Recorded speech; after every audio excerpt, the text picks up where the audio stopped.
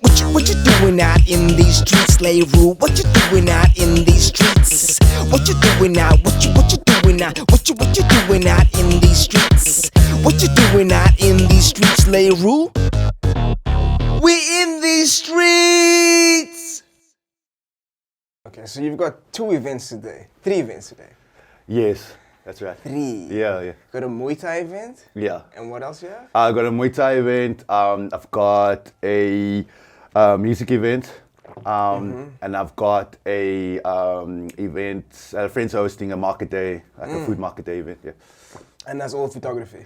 Yeah, all photography. Okay. Yeah. So we're speaking of Mike. How did you become a sound guy first, and then move over to being behind the camera, being behind the lens? Like, how was sound your first passion, or was it something you just fell into, or did you find the love of photography after that? Or? Oh, actually, okay. So photography comes. Actually, music comes first, then photography, then sound again. Okay, wait. Take me through the music journey first. Yeah, the music journey. So yeah, growing up, I've always had a big passion for music. As a kid, I would always be glued to the radio, and had a huge passion for anything music related. A lot of my friends in high school, they were aspiring musicians and DJs, and then we became friends with the DJs at campus radio, University UCT. Oh yeah. And then from there, from school days, it would always be, surrounded by, friends or colleagues who were, DJs, musicians. And so, yeah, that was always the goal. So initially, I wanted to become a sound engineer. I wanted to become a music producer. Oh, wow. But then back then, music and sound wasn't, as viable of a career as it was now. We're still in the beginning phases. So how long ago was that? Sure, okay, giving my age away. But no one's gonna see this, bro. 10 years, well, over 10 years ago. Okay, 10 years ago. Let's say over 10, plus minus 10 gotcha. somewhat years. Gotcha. So back then, music was always, a big goal for me, and I wanted to become a sound engineer and a music producer and a DJ as well. Okay. But then, tried to tell old school, parents that. Yeah, that's always a problem. Yeah. So then at the time, I went to my folks and I was like, okay, I want to get sound engineering. I want to go to this college or whatever. And then my parents were like, okay. So this is still in high school? This is still high school, okay, yeah. So I'm like 18 years old, yes. 17, 18 years old. About to leave high school. Yeah. So deciding what I want to do. Then I went to my parents, like, yeah, I want to do sound engineering. I want to apply to this college. And then my parents sat me down. They were like, okay, maybe first get a proper degree, and then when you finish, then you can decide what you want to do. So basically, back then, degree. Yeah. Wow. Yeah, old school parents, you know what I mean? Yeah. Old school parents. At the time, yes, music and sound and entertainment wasn't necessarily, the viable option, or as it is now. There are way more opportunities now within sound, design, animation. There's so many, more careers now that, the youth are so lucky. Like, I wish I was matriculating now, you know what I mean? So the opportunities now in entertainment and media. So anyway, back then my folks were like, no, get a proper degree and then decide what you want to do. So anyway, so I did that and I went to go study, and I did a BA in law and in media. Yeah, so law and communications. Yeah. Okay. So so family background. So lawyers in the family. So naturally. Oh, you got lawyers in the family. Yeah. So naturally, I was interested in following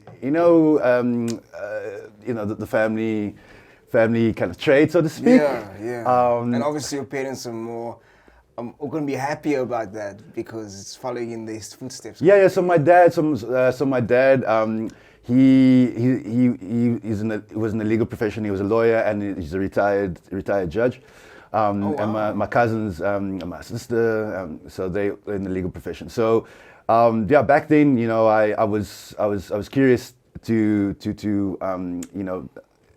get a taste for that, and for the legal world. And so my dad gave me one of the best advice I've ever gotten in my life. So he was like, okay, you know, if you're still figuring out what you want to do, maybe don't do a straight LLB, do a BA law. So then take law subjects, but then take subjects that interest you as well. So then I did communications. So it was like film and media, and it was journalism and advertising and marketing and branding all rolled into one. And then that was like the spark for me.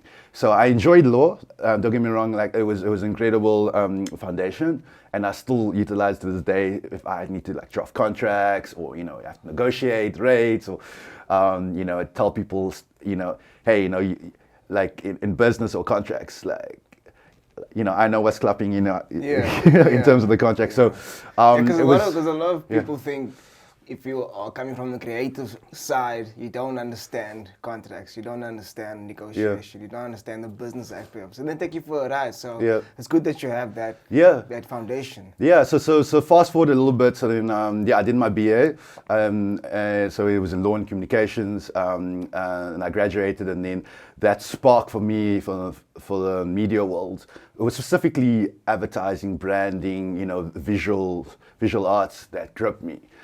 Back then, I didn't know exactly what actually gripped me, you know, to the media world, but I just knew that, you know, like, growing up listening to radio and then watching TV. When I watched TV, I would watch a movie, but I'd be more gripped to the ads and how, you know, they craft those commercials in a creative way with the music and the visuals and all so of when that. people skip the ads, you were like, oh, what ad is next? Like, 100%, yeah. Wow. So it was music and it was advertising, it was branding and visuals, but I didn't quite know then, like as an 18, 19-year-old, what my direction was going to be. So then I went to, so I finished my BA, then I went to go do my honors, UCT.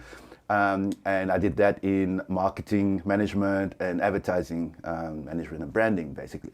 And then I joined campus radio. And from there, that was such a turning point for me because, as I said, I wanted to initially, start a career in sound and become a sound engineer. So that was the next best thing, you know, to get that foundation while I was studying my business degree. And I did, and I was on campus radio for about 3 years. It was such a credible opportunity, and that's actually where photography started for me. Really? Yeah, it was actually through radio. How? So that doesn't make sense. Well, especially back then. When I mention it, it will make sense. So when you are on campus radio, you know, there are artists coming through the studio. You know, a lot of like musicians and DJs, festivals, you know, want to promote the events to students. So I got a call from my station manager, radio station manager at the time, and she was like, "Hey, you know, we have some guys from a festival that want to come and do an interview. Would you be keen?" And that was a turning point for me. So initially, at that time, I was focused to go into a career in advertising and branding, and then photography wasn't even on the table then. I hadn't really, you know, delved into it much, and then I was like, okay, let's do the interview. And back then, I hadn't really been to festivals. I wasn't really familiar much with the festival scene. I don't think I had been to a festival back then. I didn't know what was involved in the festival back then. And I was like, okay, cool, you know, come through. I'm happy to interview the guys. And then it turned out the guys that came through, you know, they were one of the big festival promoters and DJs at the time. And that was such a turning point for me because such lekker guys, man. Like, they were like, hey, if you know, here's some passes. At the time, I was interested in photography, and I had friends on campus who were photographers, but I didn't have my own camera. You know, I didn't know the ins and outs of photography, but I would, you know, ask my friends like, hey, you know, about their cameras, and then I think one day my friend brought his camera to campus, or I think we went on a mission one weekend, and so that's how I got into through friends who were photographers. And then the guys from the festival, they were like, okay, here's some passes. You know, if you want to come through, you know, take some photos, and that's where it all started. So I went through to that festival, and it just opened up door after door from you know, promoters in the scene, from musicians and DJs. and then from there, it just opened up doors and gave me those connections within the industry. And then I did that while I was studying, like as a side kind of like hustle on the weekends, shooting festivals. And then what I would do is I didn't have a camera at the time, so I would ask my friends who were into it. It was like, hey, okay, what we can do is that I can organize the media pass and accreditation, come through. We did like a trade. So, you show me the ropes, and, show me the settings and all of that. And I can organize passes. You shoot officially and I'll be your assistant, just so I can learn, and build up. And then from there, gradually build up to the point where then we were shooting like officially for the events as a team, and then shooting for blogs and events, and then eventually I became like the official photographers at the festivals, and then everything just opened up from there. Okay, was it love at first shot? Like, did you pick up the Absolutely. camera and like just like, wow, like I love this so much? Was it more the vibe or the feeling of capturing these insane moments, or what was about it that really pulls you? Yeah, absolutely, exactly what you just said. Yes, love at first shot. Yes, capturing the the vibe and the moments and the energy of the people. So then, so since then, I was shooting student events and like at Stellenbosch and in Cape Town and festivals all over, and it was absolutely about capturing the moments and the energy. And for me, one of the most powerful things about photography is being able to capture a snapshot of a moment in time. And I feed off the energy. So as I mentioned, I always wanted to pursue a career in music, so sound engineer, but it was always kind of the goal. I wanted to DJ, be on stage. And as photography, even though I didn't necessarily get to pursue that as a career, I still get to experience that from behind the lens. So now, I've been very fortunate, like the journey that I've had, the mentors I've had in this industry have been incredible, from photographers to musicians to professional musicians, DJs, who were incredible, in mentoring me back then. And so where I have friends who are headline artists, are international artists, are incredible, Capetonian representatives for the music industry. And sometimes I get called, friends like, hey, I've got an event, come shoot my festival or whatever. And I feed off that energy, when they're giving that energy on stage, be it a guitarist or, a saxophone player or a DJ or whatever. That energy they bring off stage, I feed off that, and try to capture that moment and that energy. So with like speed blurs, there are different techniques of photography where you can represent that movement, and specifically like, for example, like say like speed blurs on the camera, or time lapses as well. But I used to love, when I was starting out, play around with speed blurs and the flash. And so you put the camera on like a low shutter, and then you use the flash, and then as you click the shutter, you tilt the camera so that it creates a speed blur. And it uses the lighting, like the ambient lighting, and you almost like, have you seen where people take these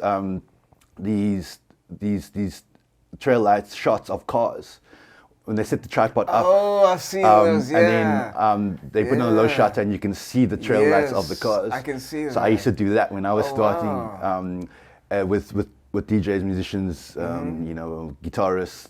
It works really nicely for guitarists, DJs. So yeah. Do you like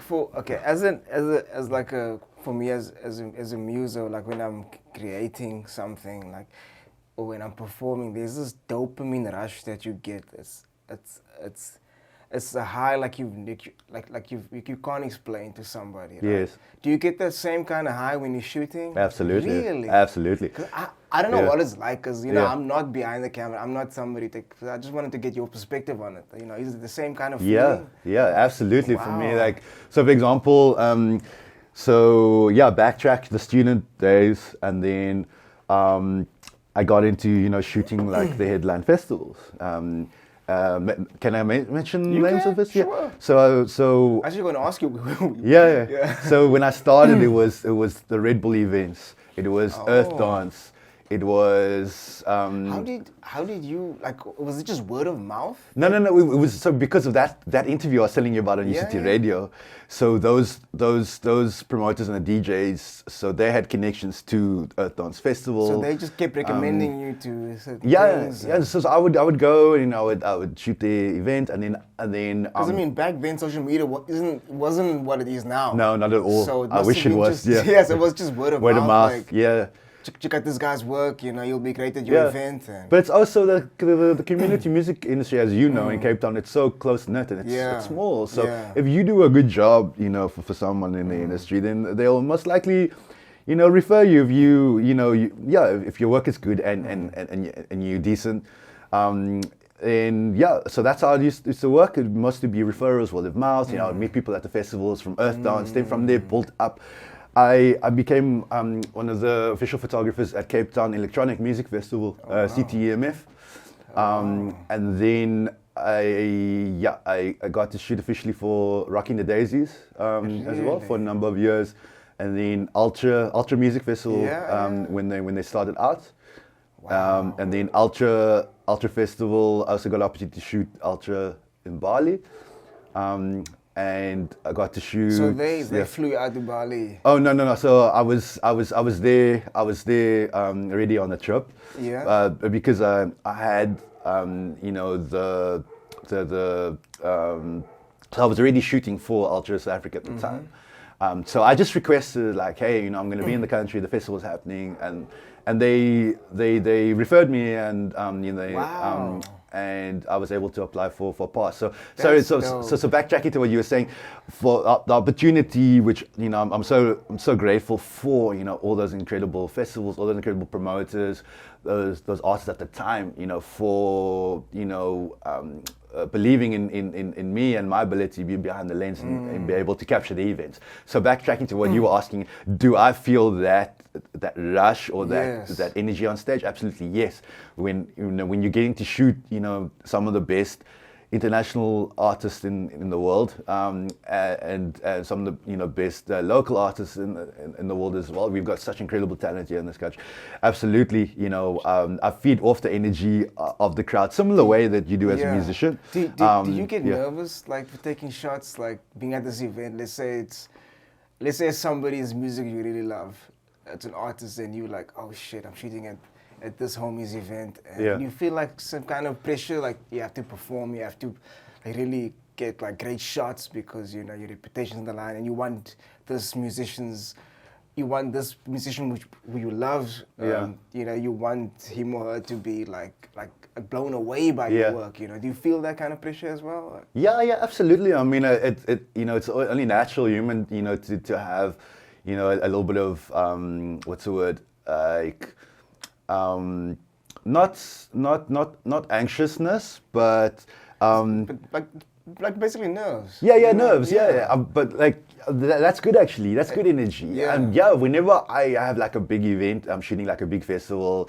Absolutely, you do, because you want to, you know, provide, you know, the highest quality work you can, you know, meet the expectations of the artist and the promoter or whatever. But then it's light, you know, it's when you step onto that stage and there's thousands of people in front of you, similar, you know, experience to, you know, as a musician, you stepping on the stage with the mic or instrument, you know, in your hands, and there's thousands of people in front of you, you're naturally going to have a little bit of nerves, but that's good energy because it makes you, you know, it makes you push, you know, and to provide the best possible performance you can, be it as a music or performance behind the camera. I think nerves is still a sign that you care. Yes, You know, yes. you want to still do well. You don't want to disappoint. You know. Absolutely. So I think it's good. It's healthy to have nerves. You know? Absolutely. You were speaking of Mike. You said you went to Ibiza as well. Yes. What festival did you capture over there? Sure, multiple ones. So just Multiple yeah, ones. just I was there for about a month. So just backtracking to how I got there and what I mentioned off camera. So for me, you know, in this industry. Do you like some water? Oh yes, please. Yeah. So in this industry, you know, in the media industry as a whole,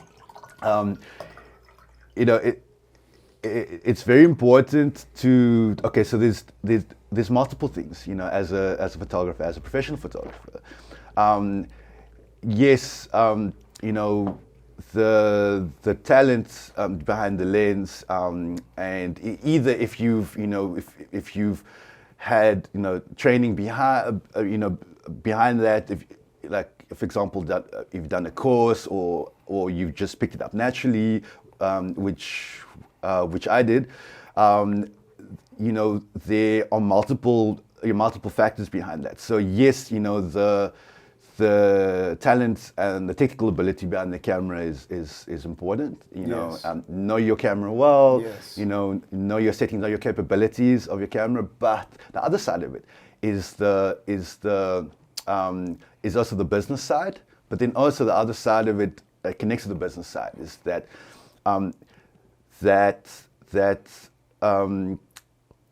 that hustle, you know, so connected to the business side. And when I'm talking about the hustle, it's talking about that drive and, you know, taking photos, you know, of people or events. It is a social thing, you know, and you need to. Well, for me, you know, growing up, you know, I grappled a little bit with, you know, a fear of public speaking. Actually, I was a shy kid in school. Like, I hated to get in front of a class to speak in public. But radio, you know, it made me get out of my shell. Forced me to get out of my shell. And then photography as well. You know, it forces you. It's a social thing. You're interacting with people. You know, you want to get the best kind of photos out of it. And you know, when you're shooting events as well, to be social, interact with people. You know, and it also brings out that energy. And so I'm the one. You know, I'm taking a photo of a group of people, and I'm the one. You know. Trying to get the crowd hyped up, or, you know, we just interact with people and get the energy. So for me, photography and the radio, it helped me so much, you know, growing up, because it gave me that opportunity to branch out of my shell, break out of my shell, finally, like after school. And absolutely, I was so introverted at school, and then became this extrovert, but I didn't expect it. And then so the photography, you know, it forced me to get out of that and become social. So I was shooting an event called CTMF, Cape Town Electronic Festival. Okay, before we get there, I just want to go back. Like, you were an introvert, right, growing up. What made you decide then, I want to be a DJ? You know, because it's definitely an extroverted lifestyle, because obviously you're speaking all the time, and you have guests on to interview them. So what pulls you to the DJ scene, like becoming a DJ at campus radio, first of all? Like, what decision was that? Did somebody ask you to be the DJ? Did you just say, I want to do this because I want to step out of my shell? Or what else pulled you to it? Yeah, at the time, you know, I had friends who were DJs. I had friends who were professional DJs, who were DJs on radio on campus. So it was through a friend who was a campus radio DJ at UCT already, and it was also through friends who were on air. And growing up, you know, I had a passion for radio. You know, I absolutely loved that creative medium of how you can get music across to people, but, you know, in an entertaining way. And for me, music, I think, is such a powerful medium. You know, it was me that. Did your friends influence you, encourage you to say, why don't you be a DJ as well? Or? Yeah. So I had one friend at UCT, and I saw what he did. I went to go and shadow him, and then I asked him, like, how do I sign up? And he gave me the info, and I did a training program for, like, a summer training program, and then the next year I was on campus radio. Okay, cool. back to Cape Yeah, Town yeah. Electronic Festival. Yes. So So the turning I just had point, to yeah, understand the that, turning point. yeah. So this is one of the turning points in, Okay. in my career, which I was so thankful for. So when I was talking about how that, you know, as a photographer, you know, a key factor, which is an important factor, I feel, is the ability, you know, to be social, you know, and obviously not everyone is, you know, not everyone has, you know, strengths in being, you know, being social, and it doesn't come easily for a lot of people, and it Yes. didn't for me, you know. True. So as I said, it took me a while, but then once I found that, I was like, wow, okay, you know, I actually enjoy being, you know, I enjoy, you know, being on radio and, you know, and talking, and for the first time, one of the first times in my life, actually, honestly, I had that outlet to be, you know, expressive outlet. And being out at festivals when you're in such a social environment, having that expressive outlet, when you're interacting with people, when you're chatting to people, and you're taking photos, and then you get hyped by the energy of the people, you get hyped by the energy of the artists. And so when I'm at these events, I love to interact with people. And for example, like photographers, I love to, you know, just chat, you know, with the photographers and like geek out about the cameras, you know, like, hey bro, you got a cool lens, you got a nice camera, you know. Like as I walked in, I was like, hey, you got a nice camera, you got nice lighting. You know? And I love to do that, you know, I love to interact and like, hey, you know, like, give me some tips about your camera or, you know, about your lens, whatever. And I did exactly that. And I struck up a conversation with a guy next to me who was shooting at the same time. And we hit it off and we were talking about cameras, whatever. And And then we found out that, I asked him like, oh, so what do you do? And he was like, hey, you know, I'm a photographer and I'm managing a event media website in Ibiza in Spain. Wow. And I was like, what? No ways. Like that's always been a dream of mine since I was a kid, you know, in high school listening to radio. You know, I was always one of the big goals of mine, but I never knew, you know, how that would come about. And so anyway, I found out that he was managing a website in Ibiza, and we exchanged details, and we were like, yeah, let's chat. And then a year later, a year had passed by that time, and we had followed each other on social media, and then that exact year later, I bumped into that same guy. No way. The same guy at the same festival. Wow. And I was like, hey, what are you doing here? I thought you were in Spain. He was like, yeah, I was. I just came back, and I'm renewing my visa. Okay. And there's opportunity, you know, looking for photographers. Would you be interested? And I was like, what? No way. So, you know, that's an absolute dream, you know, for me. But then, you know how, you know, sometimes people talk. Yeah, they gas you up. And... but no, not this guy. But so anyway, so in the back of my mind, I was like, oh, okay, you know, sometimes people talk and they say, yeah, I'll email you, I'll get back to you, and then they never do. And then the following week he did. He got back to me, sent me the details. I applied, you know, for to go shoot over in Spain. And then 6 months later, I found myself on the island in Ibiza, you know, getting to shoot for some of the biggest artists, festivals in the world. You know, a brown boy from Cape Town, you know, dreaming since he was 16, 17 years old to be on that island, you know, and I had that opportunity to get to shoot for, just to give you context of the scale of the events. Am I able to mention names? Sure. No, it was such an incredible turning point in my career, you know, being able to have that opportunity firstly.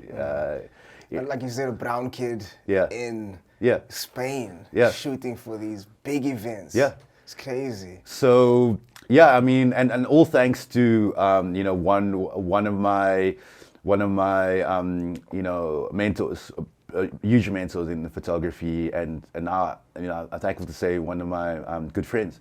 Shout out to Julius Euster. Julius Euster, shout out to Julius Euster. So Julius was that photographer that, you know, I was chatting to at that festival, and so we just struck up a conversation. We headed off about photography, and it turned out that he was managing an event website in Spain, Ibiza, and he was like, yeah, as I mentioned, hey, come over, and then 6 months later, I found myself shooting in one of the biggest, music capitals of the world, getting to shoot for the likes of, very fortunate I got to shoot for the likes of an event, Club Space, and Carl Cox, legendary techno DJ Carl Cox, was a headliner. At that time, I got to shoot also an event, Fatboy Slim. No was, ways, yeah, yo! yeah. Is he still making music? He's still around? Yes, he is. Yeah. Oh my gosh! Yeah. So it was like guys like Carl Cox, Fatboy Slim. What are those festivals like? Like the vibe, the atmosphere? Because you always hear these stories, you see these YouTube videos about the festivals on those beaches, but like, what is it like? Like, I want to hear from someone. It's incredible. Yeah. Really? It's absolutely incredible. So yeah, getting to shoot at. Okay, so firstly, the events and the scale of the events are massive. And the women, bro, come on. Oh, unbelievable. Come on, bro. Unbelievable. Gotta keep on 100 in the streets, bro. Yeah. Wow. Yeah. And so like, just to give a context of how life is on that island, it's a different world, man. Like, Please people discuss. only start going out. People only start going out for dinner at like 9, 10 o'clock. Wow. The sun only sets at about 9. Wow. 9, around there, like 9:30. People only start going dinner for 9, 10 o'clock. Like picture Camp Space Strip, but then the entire kind of island is like that vibe, like Camp Space, Miami kind of vibe. And events, people only start going out to events at like 11 o'clock midnight. The headline acts only started around about 1, 2 o'clock until about like 5 a.m. Wow. And so yeah, can you shoot at events? Guys headlining like Carl Cox and Fatboy Slim, Afrojack, Paul Oakenfold, and the energy there. It's not like anything. Yeah, it's not like anything else in the world. Like that's one of the hubs, major hubs for electronic music. Yes. And just the energy there is incredible, and it's such a incredible, beautiful island as well. If you haven't have an idea of Ibiza the island, just Google and you'll see some most incredible beaches. Very Mediterranean. The theme. It's gorgeous turquoise waters and mountains and. It's such an amazing energy on that island. Yeah. Sure, man. Yeah. I've always heard these stories about, but it would be nice to go one day, just to check it out, just to see if the myths are true, if the urban legend is actually accurate. Yeah. But I'm sure it is, just by hearing those stories and you confirming what I've seen on YouTube and pictures and all these.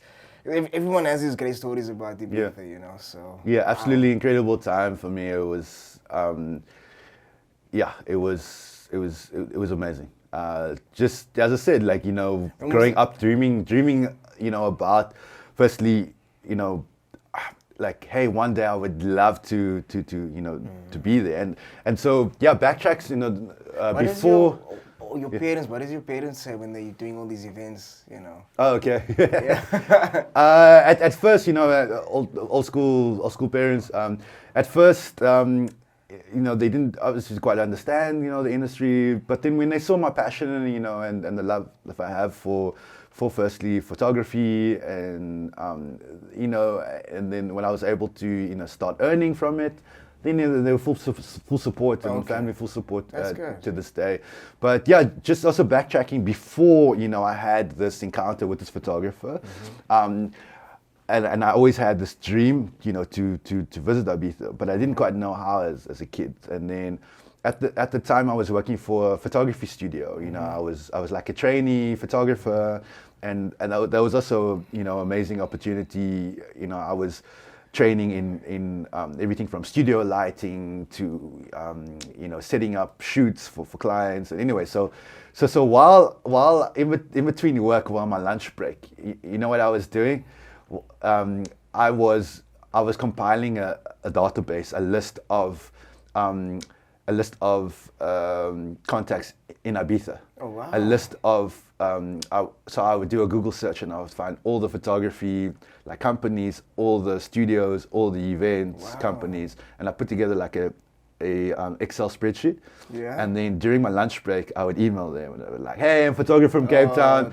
You know, I'm interested in coming up in the summer. Please let me know if there are opportunities. I would love to build up to come over." And again, and this was like a couple months or like a year before, you know, I had that encounter with that photographer who was able to, you know, take me to Ibiza. And so yeah, I'm sitting on my lunch break, emailing. I must have sent like maybe 100 emails. Wow. And of those 100 emails, I got one back. Wow. It was from like a wedding photography company or something. And they were like, "Hi, like, thanks for your email. You know, we are currently, you know, full up on photographers, but we'll get back to you. We'll keep your information on database. Okay. As the time arises, we'll get back to you." You know that Yes. that typical the email. standard response, So I was a little bit deflated at the time. I was like, "Oh, you know, it's probably never gonna happen." You know, I tried, but I still had that, you know, that. Fuck weddings anyway. Yeah. I want to shoot the music. I want to shoot parties, yo. Fuck, this wedding broke up. Yeah, so in the back of my mind, I was a little bit deflated, but I was like, you know, I still have that dream, and I don't know how it's gonna happen, but I'm still gonna push for it. Yeah. And then a year later, I was at the festival. I met this, I was very lucky at the time. You know, I got to meet. Julius at the time. Shout out again to Julius Houston. Shout out to Julius. Changed this man's life. Absolutely. In terms of, you know, Yes. the events and the music world for me. And yeah, you know, that's just an example for me of having a dream, you know, since I was a kid, and you know, like not sure even how it was even possible. Not sure even, you know, is that even attainable? Yes. But I still had that idea in the back of my mind, and it never went away. And I don't know if it's by chance or, you know, the universe or higher power, but a year later, as I said, after sending those 100 emails, I bump into, you know, someone who, you know, had, you know, those connections on the island and was able to, you know, give me that platform. Yes. And just by me being social, again, going back to, Yeah. I was introverted, I was a Yes. shy kid, but being forced because of the cameras, not being forced, but, you know, being social at events because it's a social environment. You know, if you're just going to sit back and be against the wall or in the background and just take some photos and then go back to the wall or the background and not interacting, then, you know, for me personally, I feel, you know, obviously everyone's different. Everyone has different personality. For me, I feel like in that environment, you know, be social, you know, Yes. get out there, put yourself out there, and you never know Just, what opportunities will arise from there. And for me, I'm very Absolutely. thankful for those opportunities.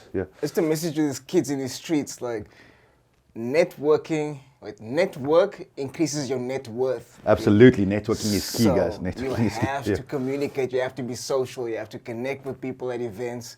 And just a shout out to you for sending those 100 emails, you know. Yeah. I mean, it still takes a lot of work to compile that list, to send it, not knowing if you were going to get the response, you know. That just shows dedication, that shows your drive to get to this goal, you know. And I honestly think if we didn't send those emails, you might have not bumped into your homie and mentor now. Yeah. But because you put that into the universe, you know, it might not have happened in when you wanted it. Yeah. But it did come around, you know, Yeah. because you put that out in the universe. So. Yeah, I think so. You know, it's all about putting positive energy out there. No Yes. matter what you do, no matter what field you're in. Yes. You know, and like I think the message to everyone out there is that, you know, have a goal. You know, of what you want to do, what you want to achieve in life. You know, put that positive energy out there. Yeah. You know, you may not achieve it immediately. You know, a lot of things take time to build Yeah. up, but have that goal and have, you know, and don't think that it's unattainable. It doesn't matter where you come from. Doesn't matter where in the city, where in Cape Town, where in the world you are from, where you grow Yeah. up. Obviously, you know, like it's possible, but the first step is to have that goal. Yes. Have that you know, that goal to work towards. And the yeah. worst thing that can happen is they say no. Yeah. You know, I mean, you're not gonna lose anything by just a no. At Yeah. least you reached out and you asked that question. Yeah. You put yourself in that position. Yes. Can't really say vulnerable, Yeah. because I mean, you can send the same email to everyone. You Yeah. know, copy and paste kind of thing. Yeah, yeah. But the fact that people are scared of rejection, of a no. I mean, you have to get used to the fact of rejection. You have to basically harden yourself to Absolutely. it. And the more you do it, Absolutely. the more you do it, the more you're gonna get used to it. Oh, it's okay. Next one. Oh, it's okay. Next Yeah. one. Next one. Next one. So you don't feel deflated by it. That person might not see your value at the time. Yes. And the moment you start Yes. blowing up on your own, that Yes. person might come around and say, "Yo, remember Yeah. me?" You know. Yeah, You said a key thing. You said value.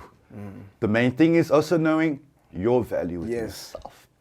And in this industry, as you're saying, this industry hardens you. It's cutthroat. It is. It's not an easy industry. It is. You know, the music, entertainment, film industry, it's tough. You know, but those opportunities, you know, grow you as an individual. Oh, yeah, it, for it sure. gives you a thick skin, and it actually works to your advantage when you can put yourself in that mindset and think that, hey, you know, I'm not going to be deflated by that. Exactly. You know, by knocking on those doors, sending those 100 emails, and not getting a response immediately, but those 100 emails might turn into one. Exactly. You know, I those mean, knocking on the doors might turn into one door that opened. And for me, I'm very thankful that Yes. I've had opportunity, you know, for doors to have opened and for mentors, you know, to have that belief in me. And yeah. Absolutely. I remember back in the day when internet and social media wasn't what it like is now.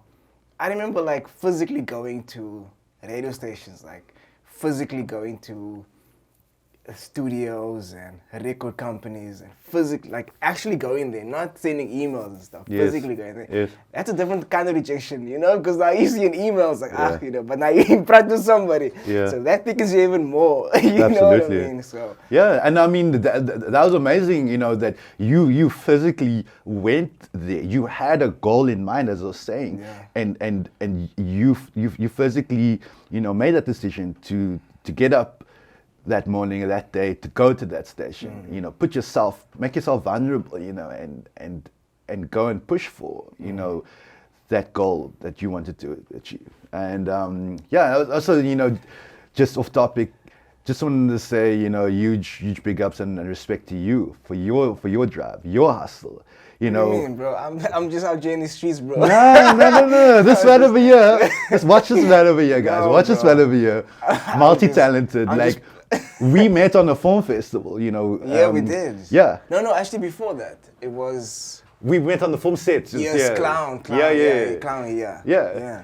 And, you know, not to mention, you know, this man over here won an award for, you know, Nah, bro, the come best on, actor come of the on, festival. no. So, no, I'm just saying. That was Photoshop, bro. That was Photoshop. I'm just saying, you know, I, you know, can feed off that energy, and any creative, you know, I've got immense respect for any creative in this industry, me too. you know, because as we were talking about, it's a tough industry, It you is, know, it is. and but the main thing is you're saying having that belief within yourself, you know, maybe someone doesn't, and you know, you're trying to knock on those doors, you're trying to make those Yes. bottles wave to yourself, but Yes. people maybe won't immediately, you know, recognize your worth, you know, or your value, but as long as you do, and Exactly. you try, you know, push and make those avenues for yourself, Yeah. and that's what I was saying. I respect your hustle and your drive, and you know what you've I achieved in your appreciate career that, as well. man. So, Thank yeah, Thank you, man. and this whole podcast as well, you know, giving creatives and people you know, these platforms opportunities to express and share, and hopefully these messages can inspire, you know, Yeah, hopefully I- inspire someone I- else who, you know. I hope so I hope people see this, and somebody Yeah. that might need to hear this message, or hear that somebody else also was in that position and they got over it, they overcame the obstacles, and now they doing what they set their mind Yeah. to back when they were kids. Yeah. You know. Yeah. I mean, I hope really somebody sees it and takes it and say, oh shit, this is possible, and Yeah. they run with it. You know? Absolutely, So- because you're talking about as you know, as kids. So like as adults, you know, we sometimes get, you know, so so obviously consumed by it every day, and we sometimes lose sight. We sometimes not lose sight, or maybe like forget that childhood energy and that spark. When you're a kid, you feel like nothing's impossible. You feel you can take on the world. You know what I mean. And as adults, sometimes we lose sight of that. Sometimes we get this world. Obviously, it's a tough place. Yeah. And as adults, sometimes we lose sight of that, and we think, oh, okay, it's too late for me to achieve this goal that I always wanted to in my life. No, I'll never be able to right now. But I think it's important for adults to realize as well. Don't forget that childlike, not even childlike, but that childlike energy and that spark and that drive. I was thinking the other day, those dreams that you had as a child, now you're growing up and you forget about them. You owe it to that 5-year-old, 7-year-old, 10-year-old version of yourself to go for it, Because and a lot of the times when you grow up, you have this dream in mind, and then the fucked up thing is, the more you tell people about it, the more they demotivate you, the more they tell you it's not possible, the more they discourage you from not making it possible. And that's where a lot of people lose sight. They don't use that as fuel to say, I'm going to show you. Instead of they say, okay, maybe they're right. And a lot of the times it's coming from somebody that they trust, like a loved one or a family member. And then they believe this family member or they believe this person is close to them because they believe that this person has my best interest at heart, and then they just forget about those dreams, and then they go and do something that they don't enjoy, and they go completely off the path. So it's tough, Some people react to negativity differently. Some people know how to use it as fuel. So I think it depends on the individual itself. But it's hard to shake off those negative thoughts and comments from people, the haters, so to speak, No, I mean, absolutely. But as I mentioned, as long as you still tune into your core, of what lights your fire within yourself, your spark, and no one else knows it but yourself. Exactly. So as long as you can still do that, then absolutely go for whatever goal, a dream that you had, maybe as a kid, growing up. And obviously, it's easier said than done. Everyone has, different, circumstances in life, and maybe it's not possible, for certain things at certain points in your life. But I feel that, as long as you still, can, if you have a dream or if you want to achieve something, try to tap into that spark in the drive, because that's there for a reason. Yes. That spark, for me, for photography and creating visuals, If the creator gave that to you. Absolutely. For example, if you have a spark for music, I know so many like friends, or they have amazing voices, but then they're so shy to express that in public. And I know so many people like that. Yeah, or they're so talented at like an instrument, but then maybe they shy to express that. And what I'm trying to say is, some people just sleep on themselves. They've got everything. Yeah, but they just don't want to take that step. Yeah. Yeah. It's about taking those steps and and being being vulnerable. Yeah. Because everything you do, you put out there, whether it's photography, your work in photography, your music, whether it's podcasting, whether it's acting or film directing or whatever that you put out into the world, it's a sense of vulnerability. Because you're showing your work, you're showing a lot of stuff is you do as personal, come from a personal place, and then you're scared people are gonna laugh at this experience that you went through that almost broke you. You lost a loved one, or maybe it's a breakup, or you went through a divorce, or whatever the case may be. And you're putting yourself out there and you're sharing this raw emotion to the world, and then you're scared somebody's gonna shit on you and laugh at you. And so you gotta take that step and just be vulnerable at times, Yeah, and absolutely, I completely agree with that. But the powerful thing is that when you take those steps, when you put yourself out there into the world, and you can be amazed of, you know, what comes next. You know, you can be amazed of, you know, so for example, you know, the people out there resonate with you know, what Absolutely. you were going through or what Bro. you want to do, and the support. And you were talking about maybe some people have an amazing talent for music, have amazing voice, you know, no matter what it is, but maybe they're a little bit scared to be vulnerable, put themselves out there. But you know, the amazing thing is whereby once you put yourself out there, you may find that there are people around you who resonate what you're doing and are that support and mentors for Yes. you to help you build up. And Yes. in life, you know, it's important, you know, to you know, yeah, connect with people, put yourself out there, network, and you never know, you know, who resonates with Exactly. you know, with your talent.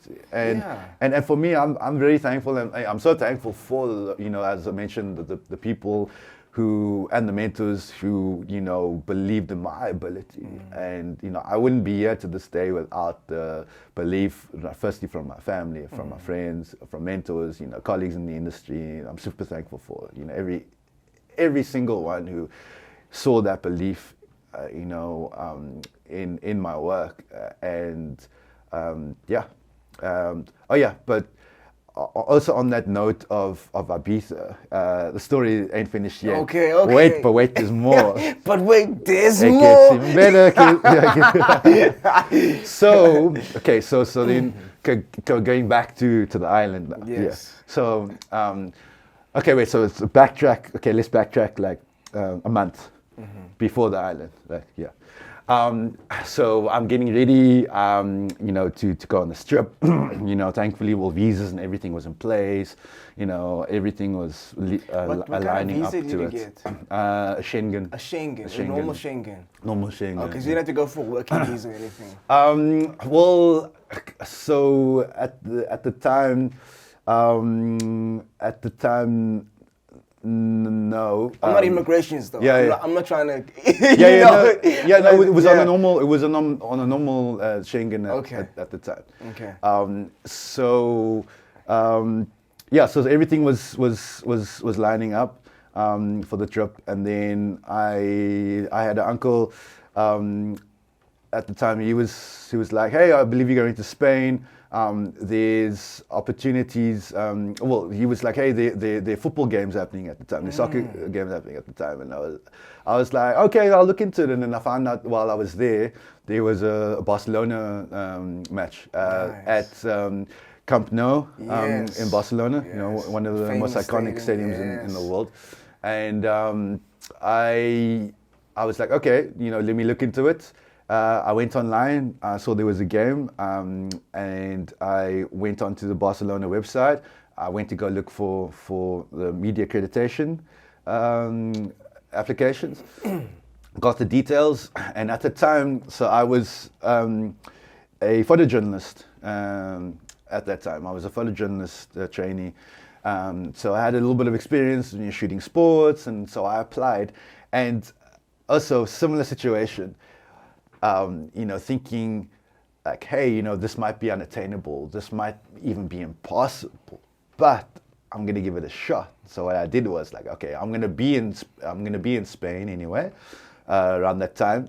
Let me email Barcelona Football Club and be like, hey, I'm a photographer from Cape Town. You know, I will be in Spain during the time of the game. You know, I'm a sports photographer, and I would love to capture your matches. So, thankfully, at the time, you know, I already had a training at one of the top newspapers in Cape Town, and I was able to get a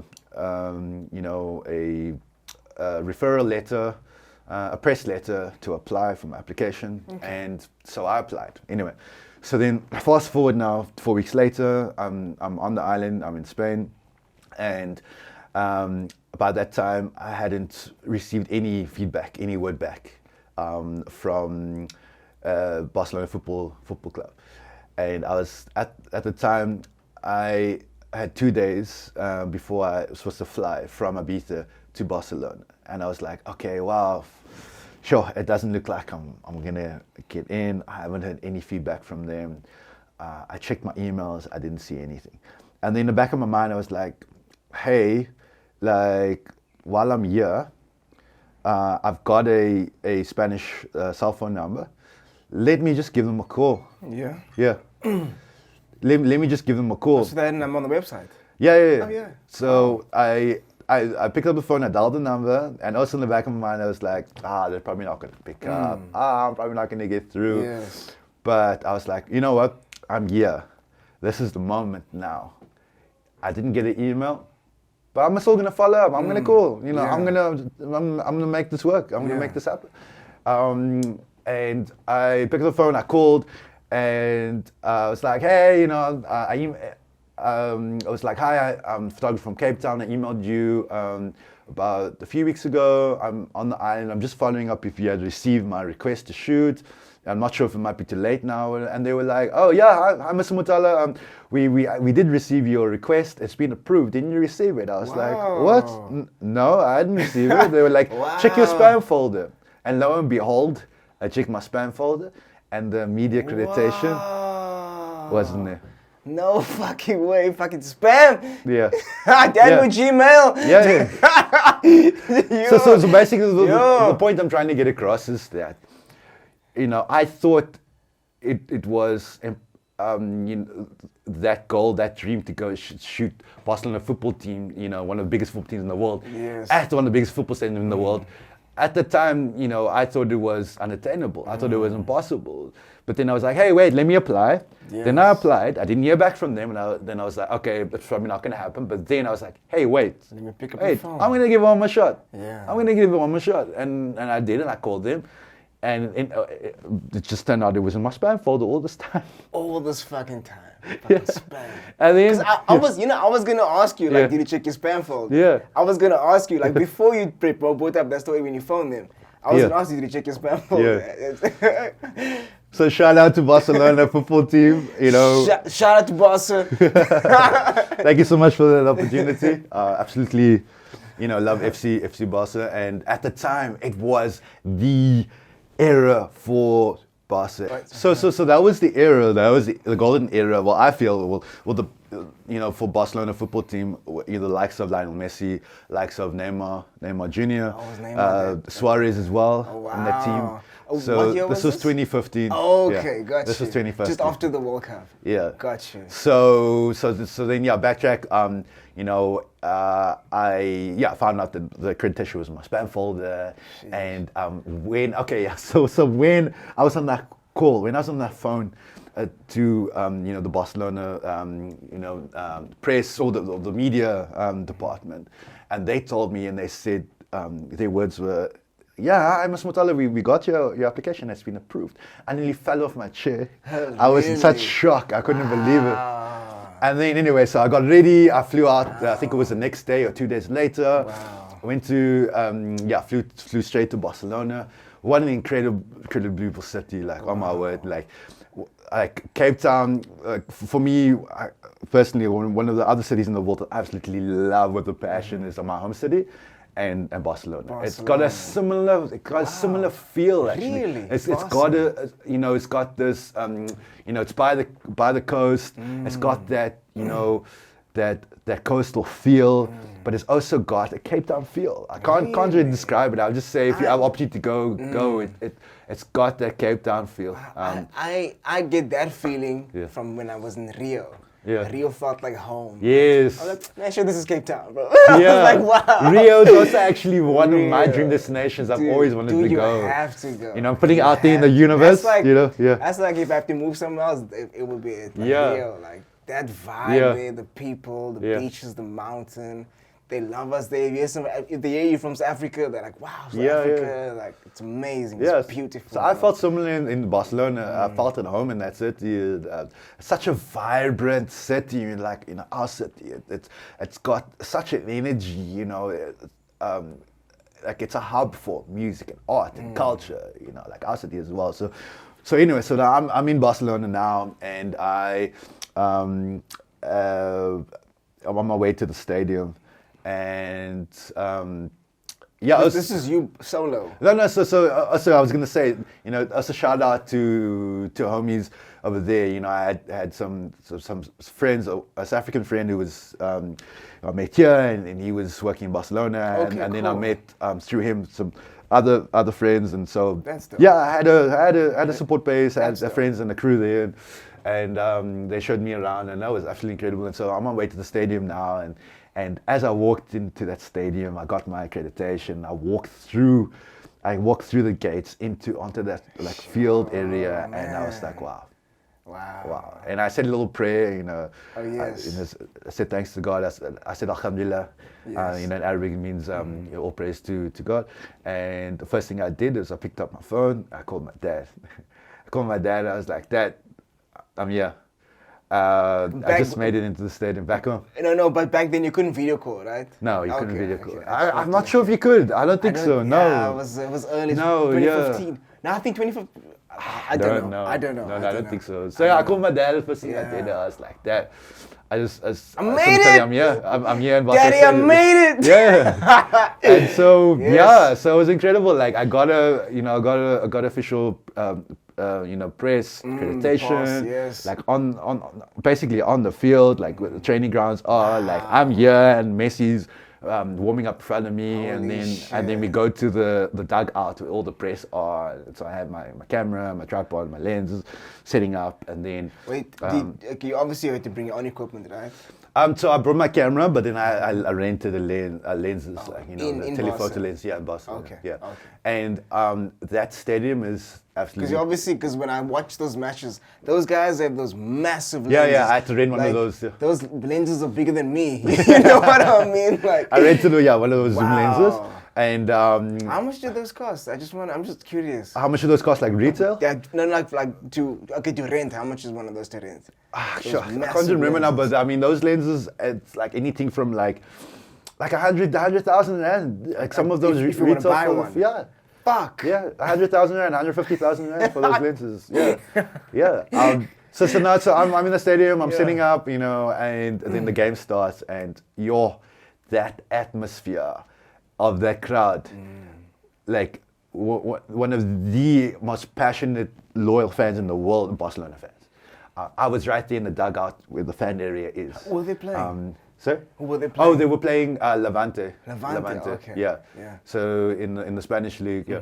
La Liga. La Liga. And so I'm shooting, and the energy is electric, and it was a home game, and the fans. I was right by the dugout. I was right by the fan area, and then you got hundreds and thousands of fans right in front of you with these massive, like drums and instruments, and they have their flags, and they're singing and they're chanting the team songs, and it was absolutely incredible. And then the one moment I have to mention, was, okay, so now I think it's the second half of the game.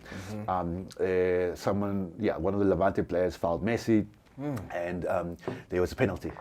Right in the box, they fouled him, and there was a penalty. And so Messi's lining up to take his penalty kick, and the energy of that crowd is so electric. It sounds like thunder. Wow. So like thunder in that crowd. Wow. And okay, so now I'm getting ready to line up for that shot. I'm right in front of the just before the goal goal box, and you know what happened? The energy was so electric that my finger slipped off the shutter, because I missed. Actually, so he was about to take that shot, and then the crowd, the thunder in that crowd was so electric.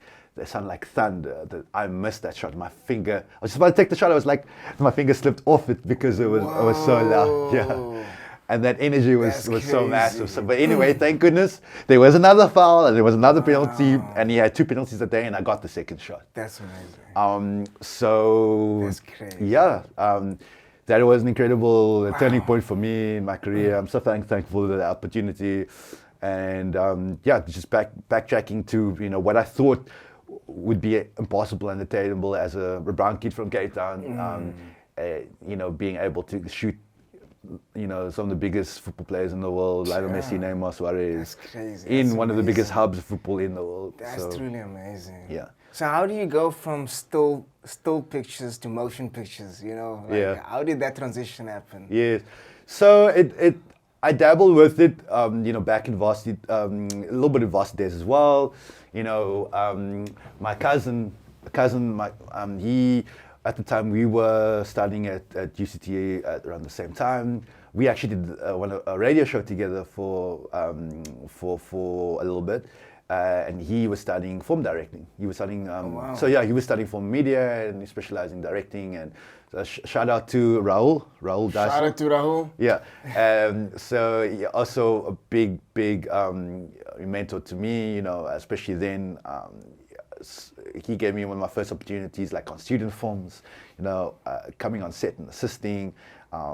Seeing how the camera setup works and the lighting and all of that. And I actually even got to be an extra in acting in one of these student films. Wow. And, yeah, one or That's two. dope. And so from there, yeah, as I said, the film kind of spark.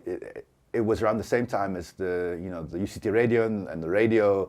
Passion for the radio, and which turned into photography. But then because I was studying, advertising and branding, I was drawn to the visual side as well. But, it's all interconnected, advertising, branding, marketing, it's connected to film as well. There's the creative side of the commercials and the ads, behind the lens and part of the film crew. So anyway, so I had that opportunity to work on student films through my cousin, and then I was gearing up to work, in corporate, in advertising. I graduated now, and then this is still when I was studying. So we had opportunity to apply for internships during our middle of the year. Mm-hmm. So I applied for internships at an advertising agency. I won't mention the names, okay. But yeah, so I applied to advertising agency, and I got in. So as one of the interns in the account exec department. So that's basically, account exec is basically, you're working as it's a corporate position. It's almost like project management within the advertising field. So you managing the clients and you putting together, campaigns and all of that. So it was incredible. It was an incredible opportunity. But at the time, as an intern, you don't necessarily get the say in what brands you are assigned to. So you just assigned to a brand. Like, okay, you're gonna work for this brand now for the next say 6 weeks. And I was signed to a certain brand. I won't mention the name as well, but that put a little bit of a bad taste in my mouth. That particular brand. I won't mention what industry or whatnot, but let's just say that. Can you mention what happened or why you felt that way? Oh no, it was just a certain brand. It was a certain. You're not feeling this brand. Yeah, no, okay, no. You wouldn't. No. Okay. I don't know if I'm not going to mention the brand's name. You don't have to. But it was it was a tobacco brand. Okay. Yeah, it was a tobacco brand. Let me just say it. Yeah. Because I was going to ask you if it's an alcoholic brand. No, it was a tobacco brand. Gotcha. Yeah, and I'm not a smoker. Yes. And yeah, for me, it was just left a little bit of a bad taste in my mouth. It was just. Not the actual no, cigarette smoke, no. but just the experience. Yeah, no, it was just that corporate experience. You know what I mean? You. Especially working for a tobacco brand, and You're just completely against smoking and spreading the message of smoking. Yeah. So yeah, it just didn't align with me. Let's just say it. Yes. It just didn't align with me, and so what happened afterwards is that I didn't go straight into advertising after that. I didn't go into the corporate world after that. I was like, okay, you know what? I'm about to graduate. I'm not really feel aligned with the corporate world right now, the corporate agenda right now. And so what I did was that I got a holiday job in the one summer holiday. I saved up. This was 2010 actually, yeah. The World Cup time. Yeah, so I had a holiday job, saved up, and I applied to go work in America at Okay. the hotels, in hospitality industry in hotels in wow. America. And then I got myself a little point and shoot camera, a little small digital Canon camera at the time. And that was also one of the turning points, because I worked in the hotels, and then we had downtime afterwards, and I got to travel like half of the US. Mostly, so I was based in Washington, D.C., worked in hotels there. And then East Coast of America is amazing because it's so central and nearby. Like me and my friends and I, we would take a bus from Washington, D.C. to New York. It was like 2 hours away or Did something. you go in the like winter? that. I was there in winter. Yeah. Wow, isn't it cold? Yeah, on yeah, the yeah, East yeah, Coast? yeah. Like, Yeah. Wow. So we went to go work at like a winter festival at the hotels. Oh, okay. So working at the convention center, and they had like bro, I'm a yeah. tropical brother, bro. I don't see Yeah, myself in the snow. Yo. So the funny thing was like working at this winter festival, working at this convention center at the hotels, and they had these ice slides and ice rides. It was like a Christmas festival kind of thing. Yes. But the funny thing is that like we hardly saw any American students working there. Really? So they hired the South Africans. Yeah. Because because like the American kids maybe didn't want to do that work. Yeah. So you have a whole bunch of South Africans, like 60 South Africans. We were all Yo, living that's together, a working lot. together. And we, at the convention center, and basically they had these ice slides, giant slides made of ice. And it's like a winter theme, Christmas theme, and yeah, it was actually the Grinch who stole Christmas. Oh, it was yeah, that theme. that theme, yes. So, but it was such a experience, because we had 60 South Africans, so all students from the first time away from home. Did you all get along though? Yeah. Okay, yeah. that's good. It was incredible. But the funny thing was, they were saying like you hardly saw American students doing those jobs, and then you taking 60 South Africans who used to our climate, our weather, and you throw them in basically, cold weather in the US, like winter. We experienced snow for the first time as Yes. well. It was like one of the most experiences of my life and our lives, experiencing snow for the first Snow, time. yes. But then you're throwing these African kids who are from Africa, in it's cold climate, but then picture convention center, right? Yes. And there is this ice expo, and it's like below minus, I don't know what degree, but it was flippin' cold. Like, you have to wear these snow jackets. Oh, yeah? They're called parkas, but it's like heavy snow jackets with like fur and stuff. And you have to wear those, otherwise you're gonna freeze your off. And gloves as well. Yeah, the whole shebang. Earmuffs. Everything, yeah. It's like you're literally gearing up for Wow. going on in the Alps or whatever. So you have these 60 South Africans, you throw them into that environment, and we were literally so you could only be in there for like 40 minutes at a time. Was it that cold? Yeah, it was that cold. It was below freezing. You literally working in a chest freezer, in a giant freezer, because of these massive slides, ice slides. So 40 minutes was your limit, and you Yeah. gotta go out there Yeah. and get some fresh Yeah, air. so it was so funny because these African kids, and obviously we're not used to like those cold conditions, and you would see us coming out of the freezer like blue in the face, almost like frostbite, and but we had to acclimatize to it. We had to get used to it. Yes. But it was an incredible experience, man. You one of the first times, away from home, and earning dollars, and getting to travel, and getting back to the photography side of it. I had a little point and shoot Canon camera, and after the work contract, we got to travel for about a month. Nice. So everything is so central in Washington D.C. So like 2 hours on the bus. Friends and I, after our contract, we took a bus to New York, 2 hours away, and then from New York we took a plane from I think it was New York, and then we went to Boston, and then from there we took a plane to Miami. It was another like 2 hours away, and we got experience in Miami, South Beach, Florida. What I mean, the strip, the Miami Strip, Yes. and I see that's more my style, because that's tropical weather. Right? yeah. Then we felt more at home there, with a little warm weather, and then basically the point I'm making was that the photography kicked off there as well.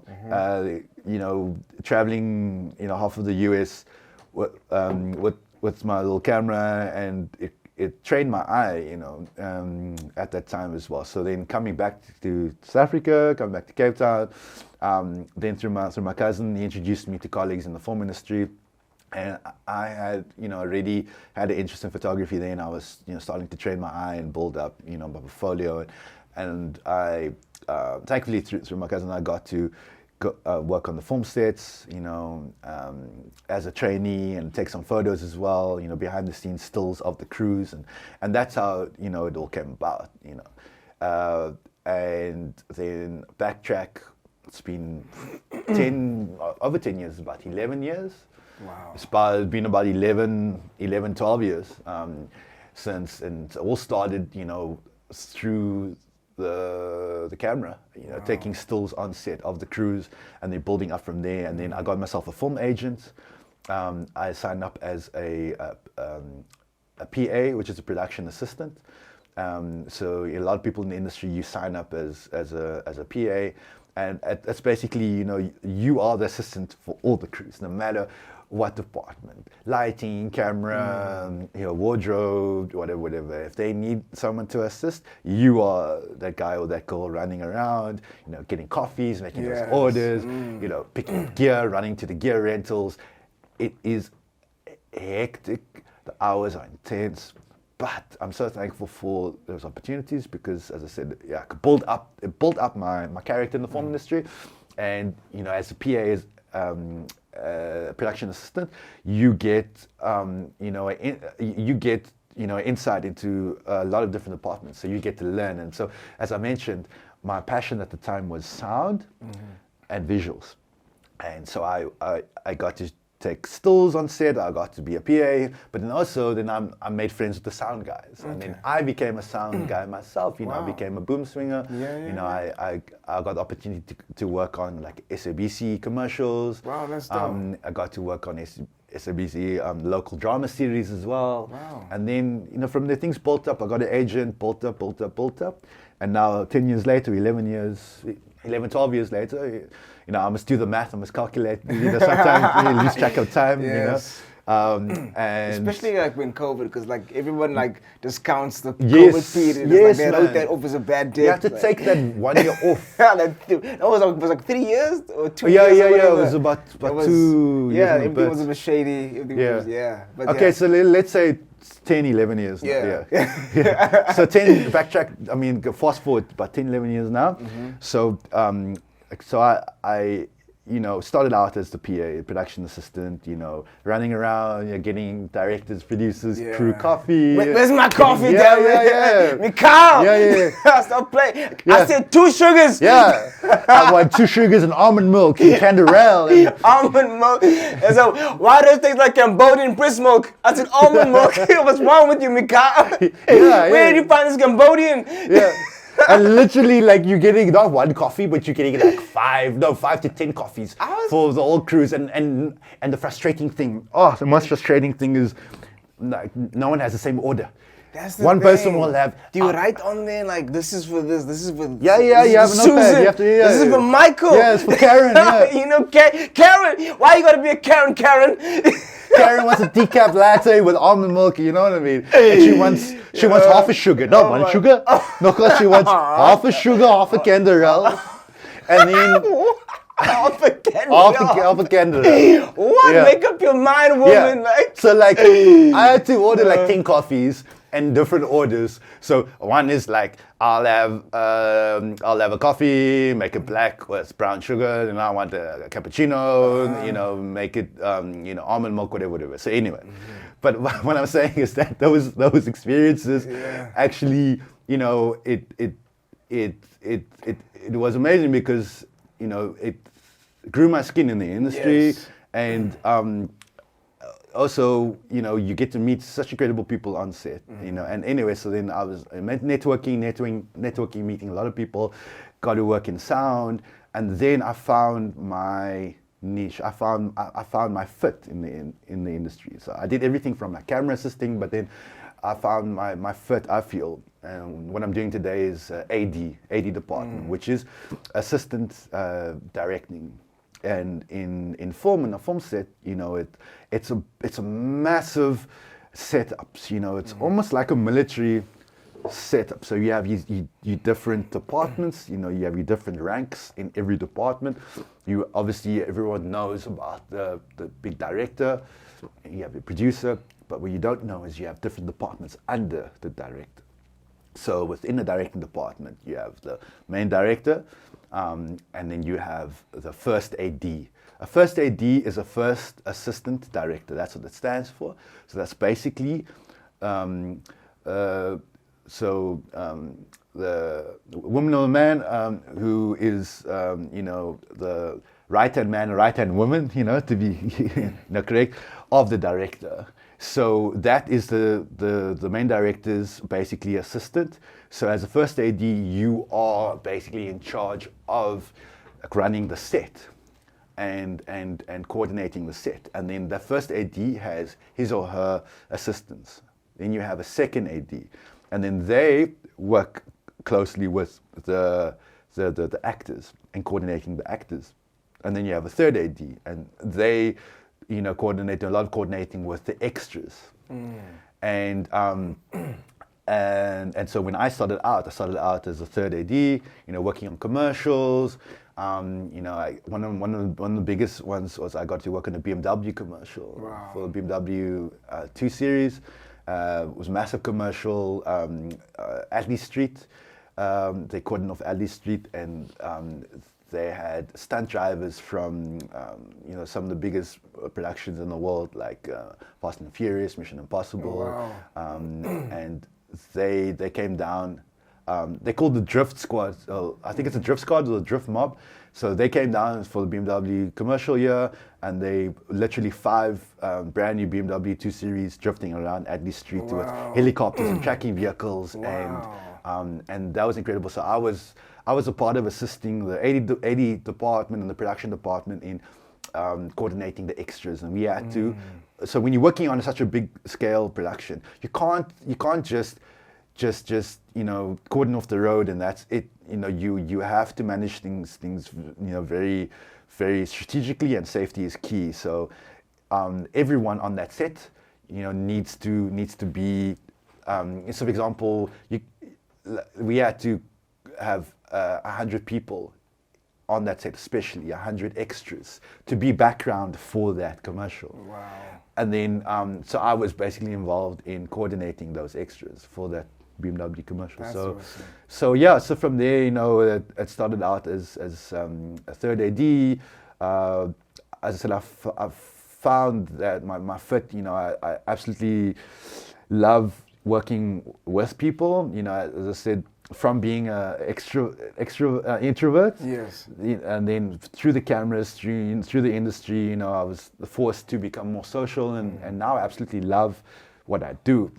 I get to work very closely with extras and actors and the directing department, the production department, and there's this nice medium in between, the actors and extras, and get to assist them and coordinate them, and then work with the directing team and the producers, and so I absolutely love it. And from there, I built up to second AD. I've also got to first AD. 1 or 2 productions, in one in South Korea as well. Wow, that's dope. So I got to work on a. Was it a K-pop video? No, Damn no. it. It was actually so the Pharrell Williams Happy song. Oh wow. The Happy song. I'm not sure if you saw the Cape Town version. Happy Cape Town. Probably Happy South did Africa. many years ago. So my friends at the time, they're all local Cape Town filmmakers. There was the Pharrell Williams Happy song, which was a viral hit. Oh yeah. I'm not sure if you all remember that there was at one time, I think it was 2014, where Pharrell was like, okay, he wants to see everyone around the world create their own viral videos. And at the time, people were making videos on their cell phones, but they weren't like many professional videos with like professional cameras done. So my colleagues at the time, they all came together and they put together a crew, and I was very, very, very fortunate to be a part of that crew. As the stills photographer and also one of the production assistants on Happy Cape Town, and that was also a huge turning point as well. And then that video reached, I think, it went viral, and it reached 500,000 views within like I think under a month. Wow. 500,000 views. Wow, that's incredible. And then from there, my colleagues at the time, they were contacted by Unilever, Sunlight Liquid. They asked the team to do Happy South Africa, and then I was also called, to be part of that team again, which was a incredible experience. Got to tour South Africa to do Happy. Happy South Africa. So it was basically the Pharrell Williams Happy song. It was trying to get people, connect people through music and song and dance. And so we toured the country, like all over. I was a part of the Cape Town, the Joburg, the Karoo, Garden Route, Pretoria. Yeah, so that's incredible. So what we would do is mostly maybe either professional dancers, we would coordinate, we get official dancers, or sometimes just people off the street, want to be a part of it. And that was such an incredible opportunity. And then after that, then I got the opportunity to go to South Korea, to Seoul. Got to go work with my cousin. So he put together the Happy South Korea music video, Happy Seoul. Yes. And I got to tour the country basically. Yeah, I got to tour South Korea. That's incredible. Assisting as assistant director. I also, stills, photography. Got to work on that production, and yeah, that was incredible. So you've done all of that. The last one you posted I saw was the latest commercial. You were AD on, I think it was, you said, the Virgin Media. Yes, that's Virgin right. Media with a goat. Yes, I love that's goats. right. Yeah. How was that like? That was. Where did you shoot that as well? Wow. I'm not sure if I can mention the location. If you want, you can mention the location of the shoot. I don't know if you. Yeah, I'm not sure. I'm not sure if I'm allowed to. Oh, okay. But what I can say, it was it was shot in the Western Cape. Okay. So tell me off camera. Yeah. So there was. Okay, I can say it was shot in the Western Cape and the Northern Cape. Okay. It was shot in the canyons around the Western Cape and Northern Cape. Maybe that'll give you an idea, but I'm not sure if I can mention the exact location. Just for I understand.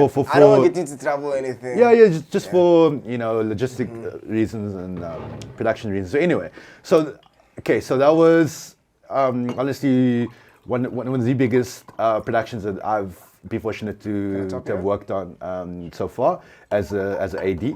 That's definitely the biggest commercial that I've been fortunate to have worked on so far. Man. It was for Richard Branson's company, Virgin Media. So Virgin Media, they do telecommunications now. They do fast Wi-Fi, and so it was commercial showcasing their fast Wi-Fi. But the difference here was that there wasn't a single actor or extra on set. It was all VFX. It was all.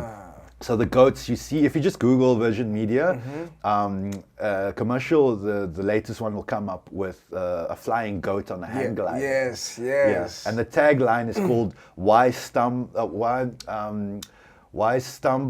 when you can soar? Why stumble when you can soar?" So everything was VFX. Everything was special effects, and I wasn't used to being on set and not working with actors or extras.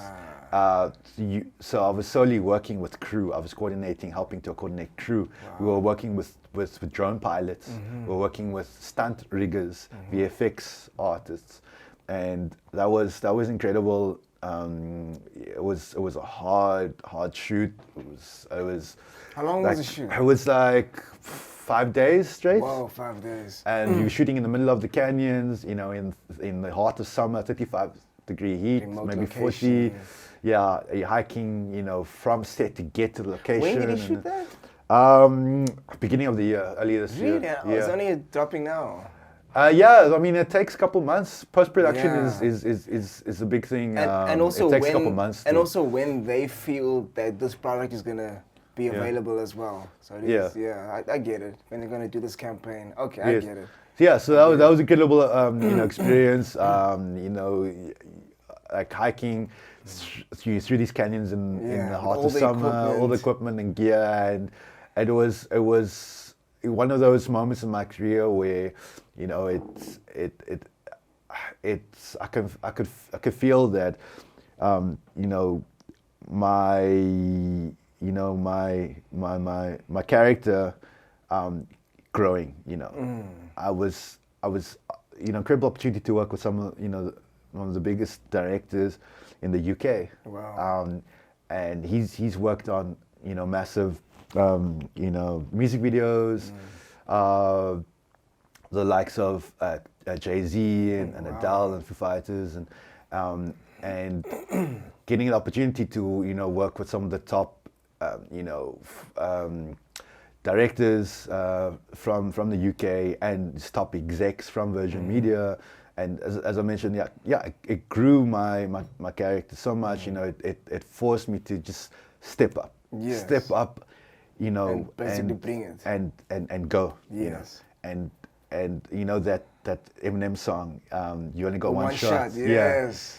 And there was a switch. There was like a switch that I flipped in my brain on that set. I was like, okay, you have this opportunity, you know, just go, just go.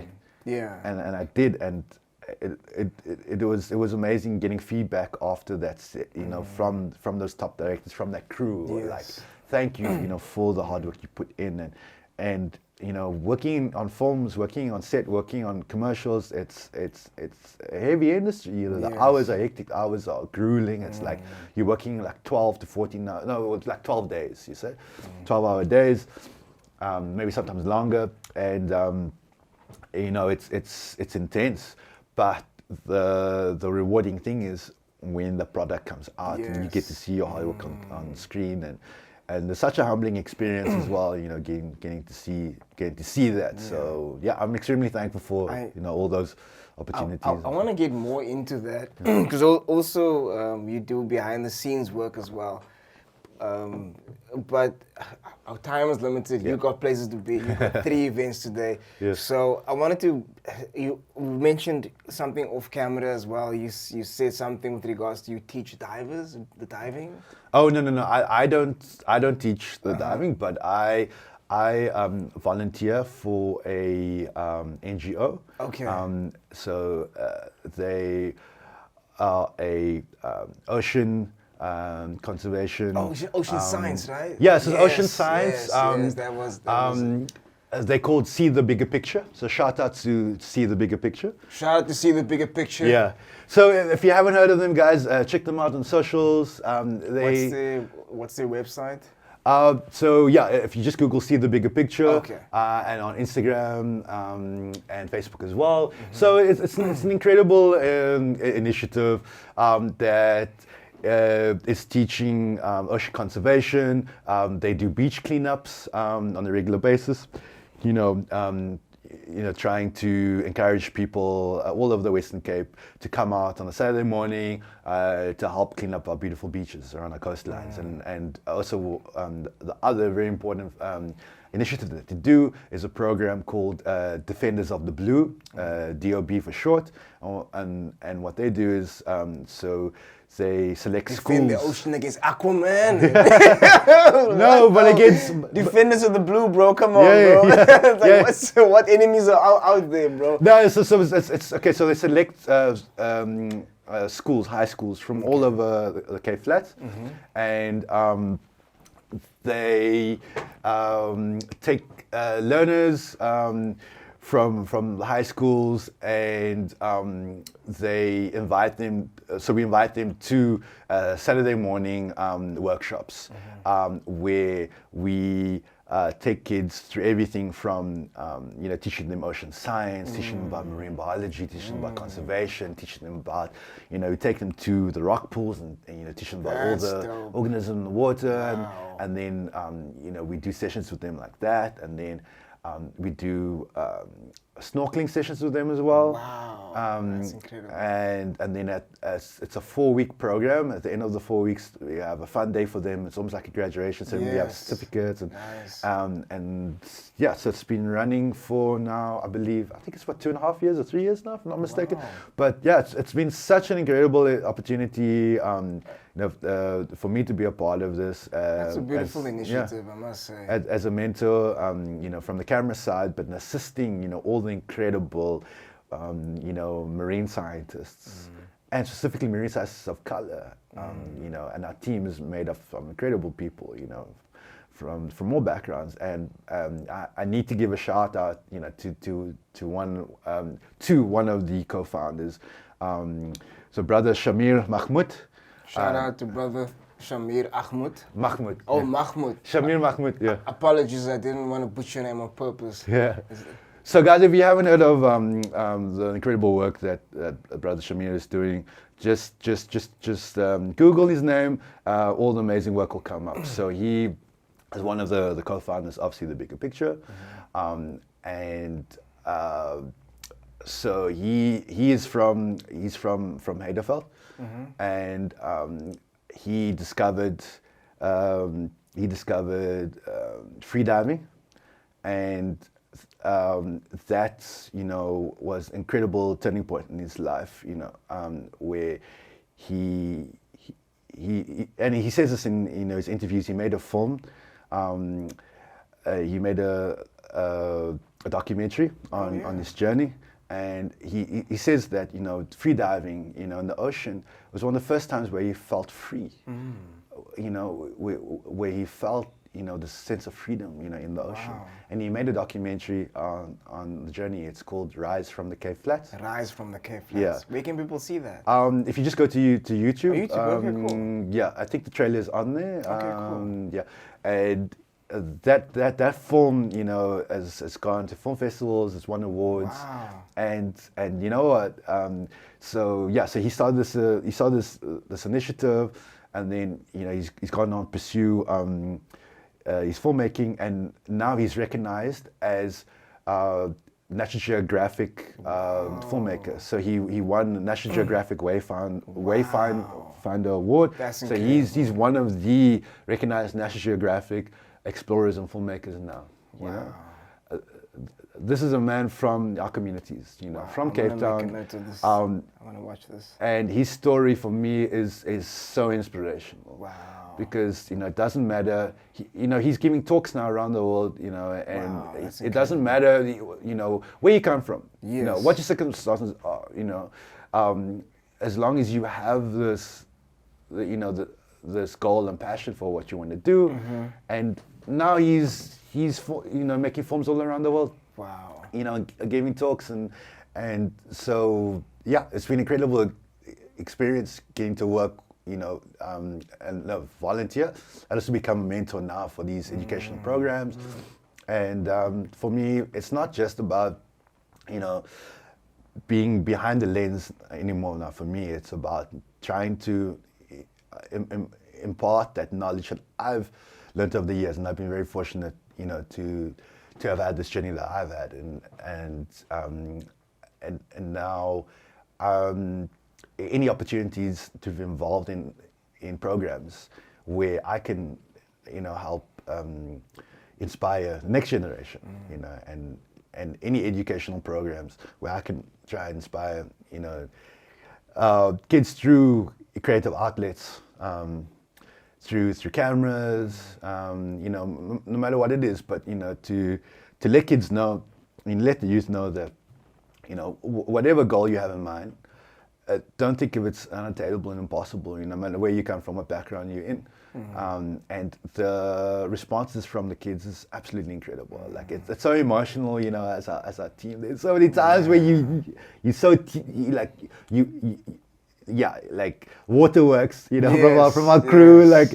it's emotional at times because seeing those seeing those the feedback from the kids, some of them telling us that it's the first time in their lives that they've been snorkeling, some of them the first time that they've been swimming in the ocean, you know, yeah, some of the first time that they've ever experienced, yeah, you know, being out in the ocean, and you know, being out in nature, and then also, you know, I have the opportunity. So I'm shooting the behind the scenes for these programs and the photos and the videos, and you know, helping to promote, you know, these initiatives and these educational programs. But then also the kids are coming up to me now and saying, hey uncle, I want to come and see, you know, what you're doing, you know, how are you taking this photo, and you know, I'm working on programs, you know, to inspire kids through cameras. And yeah, that's one of my next steps now, is, you know, I'll put together, you know, these programs, training programs, you know, to inspire kids through photography and filmmaking. And so I've got some things in the pipeline that I'm working on, and I want to build up. Yeah. That's beautiful, man. Look, your time is up. I don't want to get into trouble. People waiting for you. Thank you so much for coming through and sharing your journey. It was a wonderful conversation. I've learned so much from this. I'm going to take so much from this, and I hope everyone else who hears this also takes something from it and inspire them in some way, or uses it as fuel and motivation, and just to see what's possible. So I appreciate you for coming through. Where can people find you, you know, in the streets? I'm sure you've got. Okay, I know you went through a Instagram hacking. Oh yeah, let's not even go there. That's the story for another day. But yeah. So where can people find you, like, legitimately? Yeah. You know, No. I got it back. You got it back? Yeah. I got it back. I fought for that. Fantastic. I fought for that because it was 8 years of hard work, you know, that I built up. That's incredible. That was one of my main platforms, and I was like, Yes. no, this hack is not going to win today. I'm going to get it back. And it took me like 2 months, but I got it back. Wow. So you asking where can people find me on socials? Yeah. So on Instagram, it's so my photography name is Mikhail Motala Photography. Instagram, you can find it on @Mik_Mutala Photography. So I'm most active on Instagram, on Facebook as well. But yeah, Instagram is the main platform where you can find updates on my work, my photography, videography, behind the scenes, my film work. Yeah. Yeah, check it out, and you know, I'd love for people to, you know, yeah, check it out, see what I do. You know, hopefully it inspires, you know, someone else who is an aspiring photographer, you know, filmmaker. So yeah. If people want to book you for whatever event or gig or whatever, where can people also reach out to you? The same platforms? Same platform. All my details are on there. Okay. I link to my website's on there. And then Just mention your website. Oh, so it's mikmutala.com. Cool. Yeah, mikmutala.com. Awesome. Thank you so much, brother. I wish you all the best. I wish you have even more crazy experiences, and you know, I wish your career just in everything you do just soars to astronomical heights. And thank you so much for availing yourself to these streets. Yeah. And share these stories. Thank you so much for the opportunity, brother. No, I really appreciate it, and as I mentioned, I really appreciate the platform, you know, that you're creating for creators, and especially within our communities. And yeah, watch the space, guys. You know, it's only the beginning for me. I feel it's only the beginning for me. I've got so much, you know, left to learn, to grow, to build up, and let's grow together, you know, as our communities. You know, for me, you know, if I can, you know, as I mentioned, utilize what I've been very fortunate, you know, to learn in my career, and the people around me have built me up. But now, you know, as my next chapter now is that, you know, to utilize all of this and build up, you know, our communities as well. You know, be it through the arts, through filmmaking, through photography, and wherever I can. Yes. I'm here for that. That's what drives me as well. Yes. You know, any community initiatives or, you know, projects, community upliftment, no matter what it is, let's build each other up. Yes. You know, let's utilize the Absolutely. skill sets that we have and build Absolutely. our communities up, and, you know, and allow people to attain and reach their goals and their dreams. And Absolutely. and yeah.